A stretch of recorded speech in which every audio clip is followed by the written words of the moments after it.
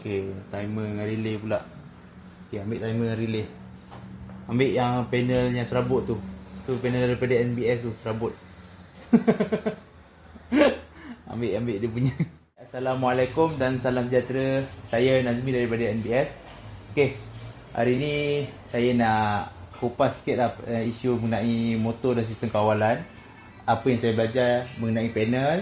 Okey, saya akan dedahkan sikit-sikit ya apa yang saya faham setakat ni. Saya dah belajar ni dekat 4 hari ya doktor. 4 hari saya belajar dalam masa 2 minggu ni. Tapi lepas ni saya akan belajar lagi. Jadi yang saya nak terangkan sikit-sikit kepada saya punya follower mana yang berkenan dengan video saya ni.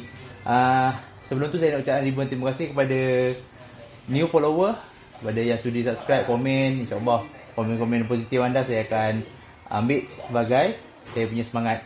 Jadi okey, jom kita kenalkan. Ini basic panel. Yang ini tempat kita study Ini bukan dekat site Kelang ke apa, ni tempat kita study, tempat kita belajar troubleshoot, belajar macam mana nak buat panel dengan sempurna. Apa itu panel, apa yang ada kat dalam dia. Okey. Yang ini yang saya dah buat tadi. Okey, sebelum tu jom saya kenalkan. Sekejap apa. Masih. Okey, sebelum tu saya kenalkan dulu equipment atau komponen dalam panel yang selalunya ada dalam panel antaranya ialah yang paling penting ialah isolator, auto trans. Okey, ni MCB 2 pole, 3 pole. Okey, ini contactor, yang ini timer. Okey, yang ini overload. Okey, ini overload. Okey, overload tu macam ni. Okey, ini memang nama dia overload Okey, ni tapping dia dekat contactor. Okey. Okey, sebenarnya apa tu contactor Contactor ni ialah electromechanical. Tu elektrik dan mechanical Jadi komponennya adalah satu litar yang berfungsi dalam dia. Lepas tu yang dipanggil sebagai contactor. Okey, apa yang kawal contactor ni ialah dikendalikan oleh satu elektromagnet. Dalam dia ada elektromagnet Kalau kita buka, tak boleh buka ni.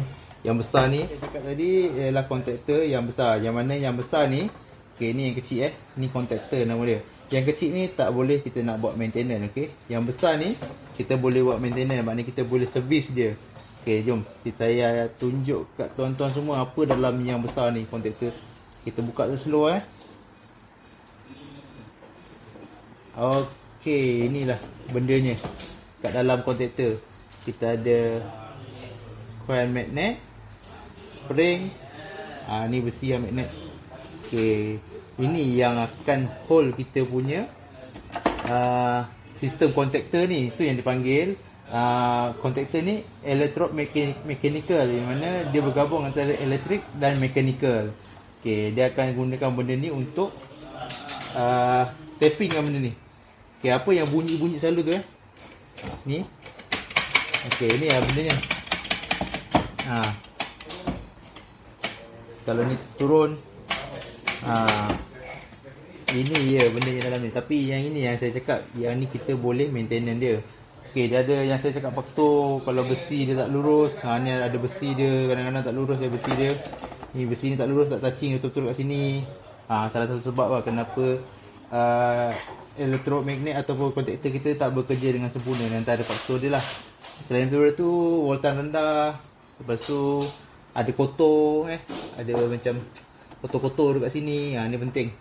Sebab tu penting nak kena servis mechanical ataupun contactor. Jadi kadang-kadang ada setengah tempat tu, kalau misal kata kita pernah buka benda ni, kita bunyi macam buzzer bunyi betul tak? Ada beberapa sebab atau faktor yang menyebabkan dia macam tu. Antaranya ialah voltan terlalu rendah. Dia ada voltan dia tertentu untuk kontrol benda ni. Siapa yang dah faham tu mungkin dia akan tahulah apa benda voltan yang diperlukan untuk benda ni, contactor ni. Okey, salah pemasangan, besi dalam tidak lurus dalam ni ada besi dia. Dalam ni ada besi dia untuk linkkan dia dengan magnet tu. Okey, lepas tu yang paling senang nak trace ialah kotor, maknanya ada abuk. Itu yang paling penting Jadi sebab tu dia perlukan kita check benda ni. Ada PM check dia, maknanya kita kena check setiap bulan ataupun setiap tahun untuk servis contactor ni. Contoh sebit ataupun check kita kena buat lah setiap kali kalau misal kata shutdown ke apa kan.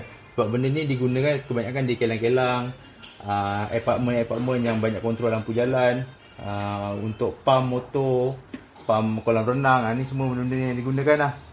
Okay, lepas tu kita tengok dia punya access ni penambahan. Contohnya ni dipanggil auxiliary tapi saya senang panggil dia accessory lah. Auxiliary ni untuk komponen-komponen tambahan untuk kontaktor ni. Okay, fungsi dia sama, cuma kita macam kita panggil dia add-on lah. Kalau lubang ni kurang, kita kena tambah dengan lubang-lubang yang ada ni. Jadi kat sini ada tulis apa, NONC ni apa, normally close, normally open. Ni close, ni open, ni close, ni open. Jadi ni code number dia ni memang macam ni kita kena follow je lah. Itu yang saya belajar setakat ni. Jadi ini apa? Ini untuk limit switch, betul tak limit switch? Okay, ni limit switch. Okay, yang ini, okay, yang ini relay. Okay, relay ni tapak ni relay base, relay base. Ni tapping dia betul, dia jolok macam tu. Okay, jolok. Lepas tu ni timer sama timer fungsi yang sama. Okay, ni pun tapak belakang macam ni Okay. Kalau nak lebih lanjut, nak faham baik belajar dekat sini pun okey juga. Sebabnya dia macam freelance lah belajar sini, tak stres lah. Jadi kalau macam kata tak pandai tu boleh datang lagi, boleh return lagi, belajar lagi sampai pandai. Sebab benda ni bukan terus dapat, ilmu ni bukan 1 hari 2 hari tuan-tuan dapat.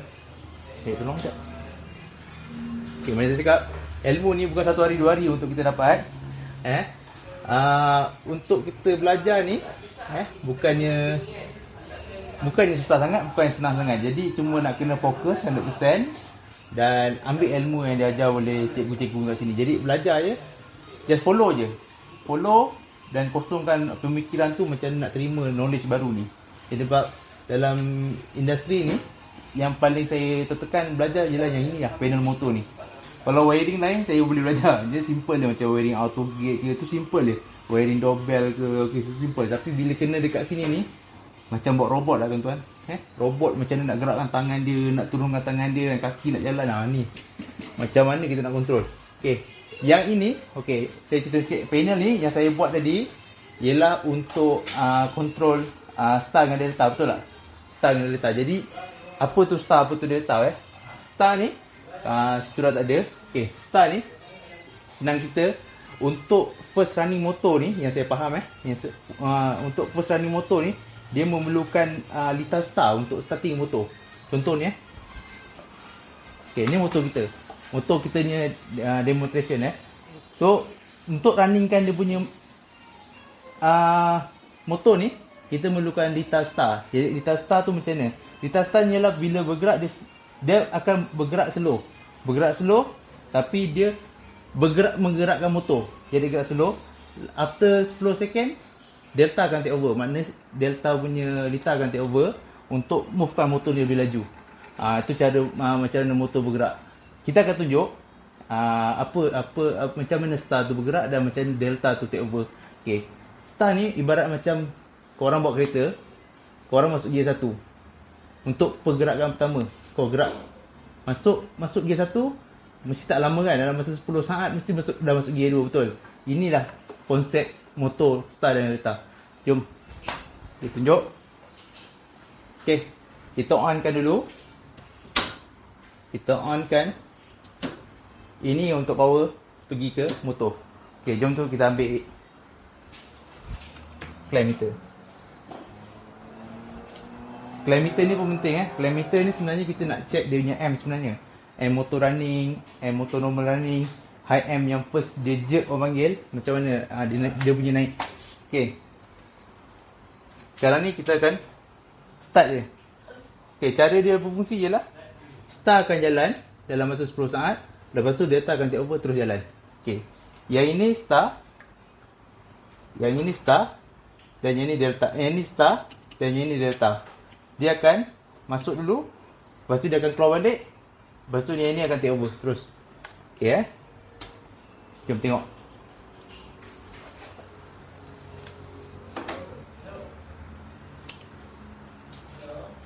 Saya start. Okay, dia akan naik 6 tadi. Lepas tu kita punya timer akan take over. Dia akan jalan delta. Okay, nampak delta turun.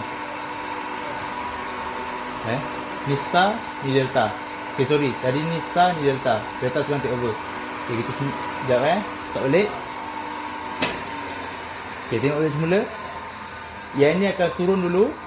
Contactor ni akan take over dulu, star. Dan kemudian delta akan take over. Okay, jom kita tengok balik. 1, 2, 3. Okay, tengok dia turun Nanti dalam masa 10 saat tengok timer. Ini take over. Tu delta jalan.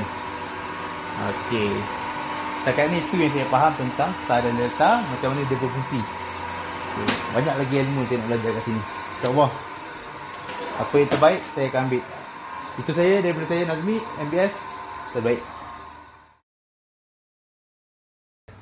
Baik, tuan-tuan semua, ni antara panel yang tak jadi saya buat. Sebabnya mungkin saya dah serabut. Pening kepala nak buat benda ni kena hati tenang, jiwa tenang Kalau bisa kata fikiran kacau semua ni, memang ni jadi dia. Jadi benda ni bukannya senang, bukannya 1 hari 2 hari dah boleh pandai. So kena berterusan belajar. Jadi saya sendiri pun tak jadi buat yang hari ni punya. Jadi mungkin saya akan sambung lagi, akan datang ataupun 2 hari atau 3 hari lagi saya akan datang lagi untuk study lagi tempat ni. Study lagi lita ni, saya akan jadikan dia sampai jadi. Sebelum ni saya buat jadi lita yang sama saya buat. Tengok ni, lita yang sama sebelum ni saya buat jadi, tapi hari ni saya buat tak jadi. Jadi mungkin ada sebab dia tu. Jadi kita kena cari masalah dia apa. So kita akan troubleshoot depan ni, lita yang ni kita akan betulkan balik. Jadi benda ni susah, bukan senang. Jadi jalan kerja dia pun susah.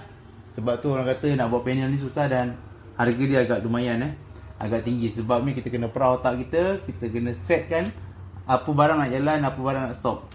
Jadi itu saja daripada saya, Nazmi MBS. Apa-apa projek.